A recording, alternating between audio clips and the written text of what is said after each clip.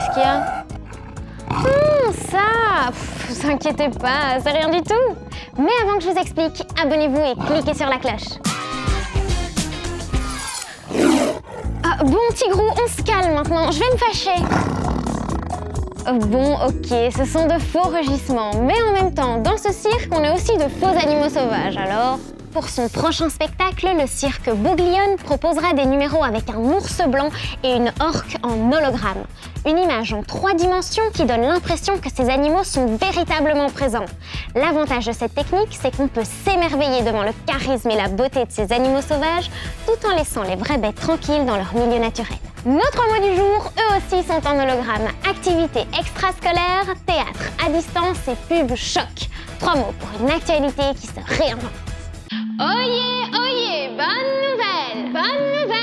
Ben oui, bonne nouvelle! Si tu es ado, tu ne seras plus obligé d'être privé de sport à cause du coronavirus. Le monde politique permet de laisser les 13-18 ans se réunir en groupe de 10 maximum et obligatoirement à l'extérieur. Ça va faire du bien parce que depuis l'automne, faire du foot ou du volley avec les copains, c'était interdit. Le souci, c'est qu'en échange, il faudra faire des choix dans les activités.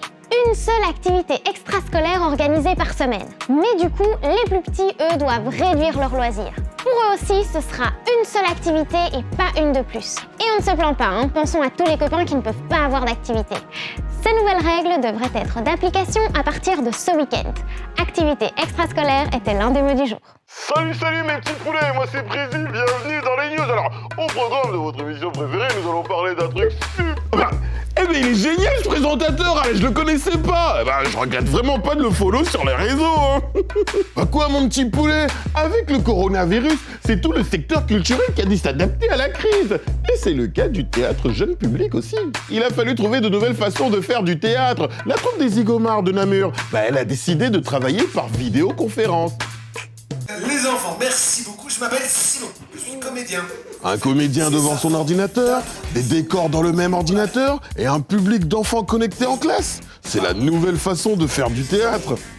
Le tout petit monsieur, au vu de sa grande taille, a un point de vue original sur le monde et il aime le faire connaître à travers toutes les histoires qu'il raconte. Le spectacle s'appelle Le tout petit monsieur. C'était une histoire d'un petit homme qui était grand et qui avait peur des extraterrestres et du coup il s'est enfermé chez lui et à un moment il a rétréci. Dans cette ville-là, un jour, on annonce l'arrivée d'extraterrestres. Des extraterrestres qui sont très dangereux dans la mesure où ils sont capables de se transformer pour ressembler aux humains.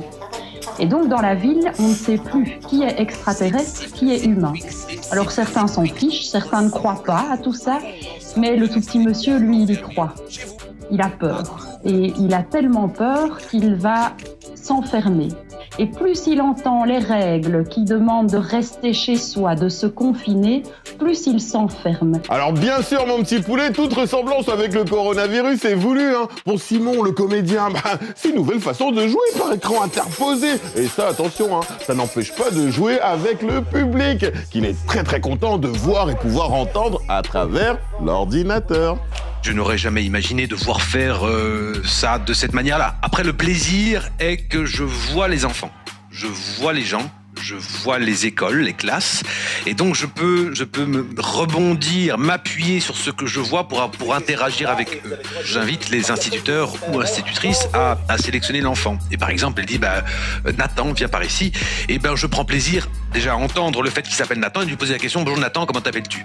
Pour avoir une interaction, pour faire un peu d'humour, pour garder ce rapport direct. Les enfants aiment le théâtre et s'ils ont aimé sa venue dans leur classe, c'est quand même mieux ce genre d'ambiance dans une salle de spectacle. C'est pas dans un écran, on voit vraiment les vraies personnes à travers.